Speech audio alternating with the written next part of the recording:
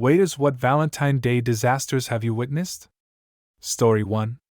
I saw a couple have a full-blown argument in the middle of the restaurant. The woman stood up, took her ring off, threw it at him, and walked out. The man continued his meal, had dessert, and then paid the bill, left a pretty big tip for the inconvenience, and left. Story 2. 2 failed marriage proposals on the same Valentine's Day. The first one simply said, "No, I can't do this," and walked out. The second one stared like a deer frozen in the headlights for an excruciating 30 seconds before muttering, "Let's talk about this later." They stayed for the rest of their 6-course V-Day special dinner, eating and making painful small talk. The moment we sit down, my date lets out a blood-curdling scream like she had just been stabbed. She grabs her arm and her hand comes away covered in blood, and she looks so confused and I have no idea what the F just happened. I look around thinking someone just stabbed her, but everyone around us is seated just staring over at us. I move over to her side of the booth and grab the napkins off the table to find where she is cut. The entire back of her upper arm is sliced from elbow to shoulder. One of the buttons had broken off of the wall, and the snapped metal fastener was exposed, so when she sat down her arm ran all the way down along it. She is panicking. I am trying to stop the bleeding, while the people around us figure out what is going on and call 911 for us. The manager comes over and is immediately a defensive asshole until he sees that it was his booth that did the damage.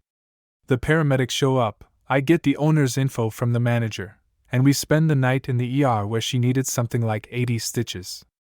We both are exhausted at this point, when a guy walks in with flowers, champagne, and a bag of takeout food from the restaurant we had left. It was the owner of the restaurant coming to make sure we could have the Valentine's meal we had missed out on. Sure, it was probably because he was afraid to get sued, but it was still really welcomed after how shitty the night had become, so quickly. She and I ended up dating for almost 3 years and became good friends with the owner. Such good friends she ended up banging him, and that was the last I heard from either of them. Woo, Valentines. I have stuck to working those nights ever since. Story 3. Saw a couple have a full-on argument at a restaurant. I wasn't their server, but the table was directly in the center of the restaurant, and they were certainly loud enough for everyone to hear. My manager kindly asked them to leave, and the guy's response was to yell, "I've been wanting to do that shit for 2 years now," and stormed out. Story 4. Not a total disaster, but still not good. Had a table of 2 people, probably in their mid-40s last year. Took 45 minutes for this couple to get their entrees due to our kitchen being way too slammed. When they were dropped at the table, they immediately asked for to-go boxes because they told their babysitter they'd be home by a certain time. I overheard the wife say, "Well, I guess this is why we don't celebrate Valentine's Day." The worst part was that they weren't angry, just very sad. My personal feelings about dining out on Valentine's Day aside, I felt so horrible that this couple clearly had put in an effort to have a nice night with each other only to have it go that way. We comped their meals, by the way. Edit to clear up some timing issues. I should have added more context to this the first time, but wanted to keep it simple. They made a reservation but unfortunately got seated about 10 minutes late. They ordered a round of drinks while looking over the menu, then a salad course, and then entrees. So at the point their entrees arrived, they had already been in the restaurant for close to an hour and a half. Story 5. I was working as a waitress in a sushi restaurant, and Valentine's Day was an all-hands-on-deck shift. This guy I had just started seeing wanted to go out, but I told him that working in food service, you never get Valentine's Day off, and we just have to celebrate the day after or the weekend after. Nope. He got so upset that he went and asked a different girl out, came to the restaurant I worked at on B-Day and sat in my section. He then proceeded to spend the entire evening making a fool out of himself, and making his date uncomfortable as he tried to make me jealous. Needless to say, we didn't go out again. Ever. Story 6. It was like a movie. I was bartending at an Italian restaurant, not a fancy one, but still, and it's pretty much full of Valentine's dates. A guy walks in and sits at the bar by himself, looking pretty down. He asked for a whiskey, so I poured it, told him it was on the house because he looked like he needed it. He proceeds to tell me his story. He had come to the city to surprise his girlfriend for Valentine's, about a 5-hour bus trip between cities, and he sure surprised her. She was in her dorm room with one of his friends from high school. He didn't know what to do, so he just walked into the first place that sold alcohol. I spilled as much whiskey as he wanted and watched the Raptors with him. Never saw him again. It's cliché, but it happened. Story 7. Back when I served food at one of those super touristy seafood restaurants, I worked a Valentine's Day double shift. For lunch, this younger couple came in celebrating their 1-year anniversary. I offer my congratulations and proceed to do my usual spiel before taking orders. The girl is looking more and more dismayed the longer I talk. Finally, I get to the end and ask if there are any allergies. She looks directly at her boyfriend and states, "Yes, I'm allergic to fish and shellfish." Then looks over at me very sad. I made sure every aspect of her meal was fine for her. But it was that look of, "We've been dating a year and he still takes me to a restaurant that could kill me," that really did it for me. Story 8. Happened to my poor coworker. A guy and his date came in for Valentine's Day. They had a great time, ate a lot of food, drank a lot of wine, and got along really well with my coworker who was their server. About 2 months later they come back in and request my coworker again, who happily says yes to serving them. He goes up and greets them, the guy introduces his wife to him, and my coworker mentions something about how much he enjoyed serving them on Valentine's Day. They go quiet. Wife gets up and leaves, guy just lowers his head. Turns out he had brought his mistress in on Valentine's Day, but my coworker didn't realize he was with a different woman this time around, so didn't think anything of it. We never saw the guy again. Story 9. Was a server at a popular seafood chain that isn't very fancy, but when you live in a town like the one I worked in, that sort of place is the nicest place to go for Valentine's Day. Well, the night was incredibly busy when a couple came in. They were upset after waiting 45 minutes for a table, and they were complaining quite a lot. The woman was decked out in a super nice dress and faux fur coat that was actually very realistic. Well, she was sat and served her frozen drink. She goes to lift the glass to her mouth, and inexplicably, the bottom of the cup simply breaks and the drink is spilled all over her dress and nice coat. Was unfortunate. Story 10. Younger couple came in for what I can only assume was a first date. Ordered a pizza but never ate, caught up in conversation I guess? Guy must have been feeling confident BC about 2 hours and he gets up, goes to the bathroom, and then decides to sit next to her in the booth rather than across from her where he was before. I swear to you she then got up and used the restroom about 10 minutes later, and when she came back, decided it would best if they didn't sit next to each other and sat in his original place. Please refrain from doing this. Story 11. I was a waitress many moons ago, and 2 couples spring to mind. The first were an older couple who were dressed nicely. They were polite and cordial to me, but not overly enthusiastic or friendly. They were at the table for a little over an hour and a half, and we didn't see them say one word to each other during that time. Every time I went over to their table, the atmosphere felt like I'd walked straight into an argument, but they weren't speaking, or looking at each other or anything. It very quickly became awkward as F. The second couple was meant to be having a proposal dinner. The guy had rung to book a table, and had let us know he was going to propose during dessert. He'd given the ring to kitchen staff so we could bring it out with a cake, and he'd got some balloons and streamers too. Anyway, he walks in a couple of steps behind his partner. Everyone has big grins for them both, but he grits his teeth and shakes his head, surreptitiously dragging his finger across his throat pantomime style. Great. Oh, and lucky me, they're seated in my section. It's obvious she was bloody furious with him about something. She spends the first half of the meal seething quietly, and the second having a constant pop at him.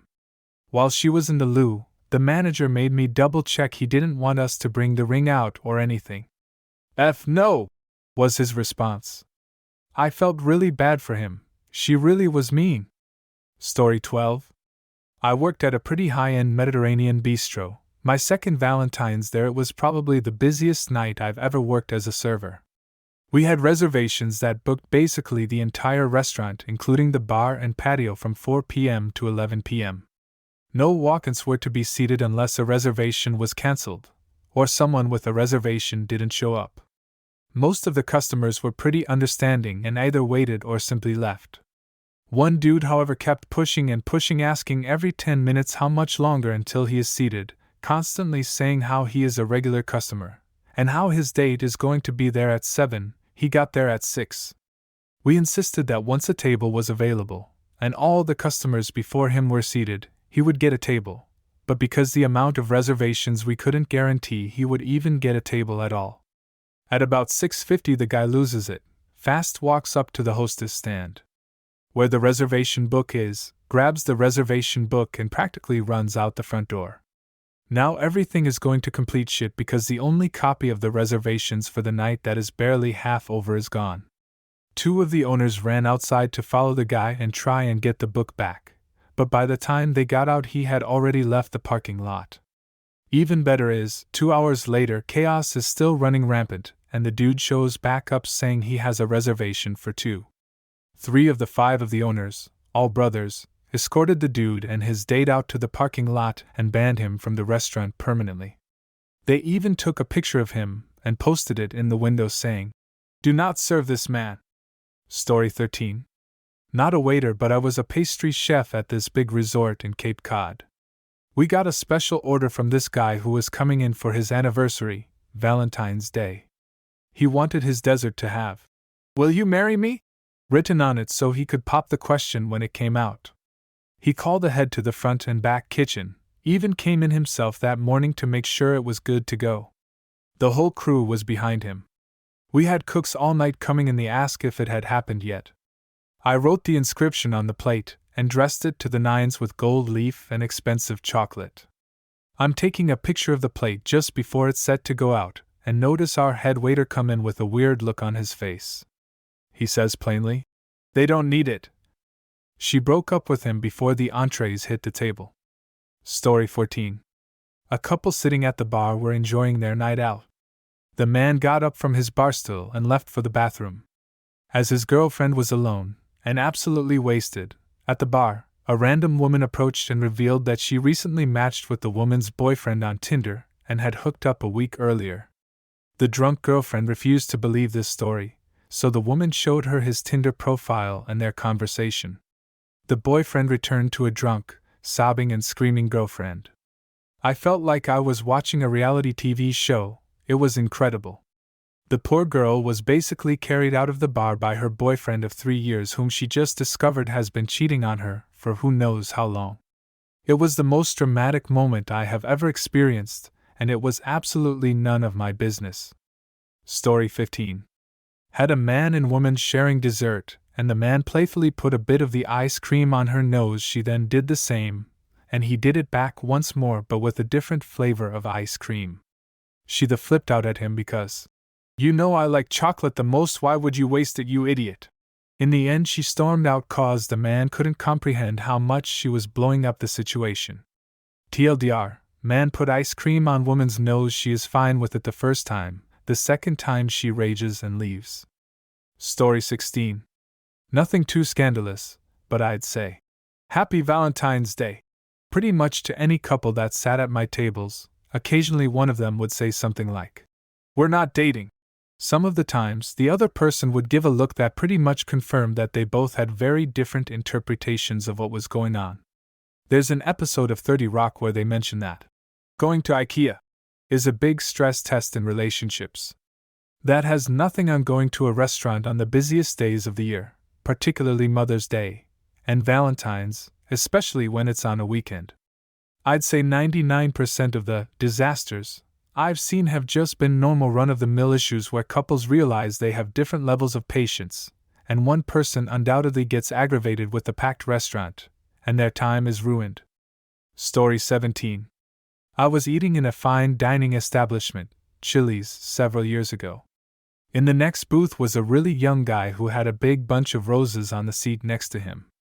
He kept looking at his watch, looking at the roses, and popping open a ring box for a peek at the ring. He did this for a half hour or so, then began calling and texting someone, presumably his girlfriend, over and over. As we were waiting for our check, he hands my wife the roses, mumbled something, and walked out. Poor guy. Story 18. I waited on one of the owners of the restaurant I was working at with his girlfriend and her tween kids, kinda weird, but probably didn't get a babysitter. He had been dating this woman for a number of months, but it was his first Valentine's Day on a date that wasn't his wife in decades. I don't think he was ready, but he was there to support the business.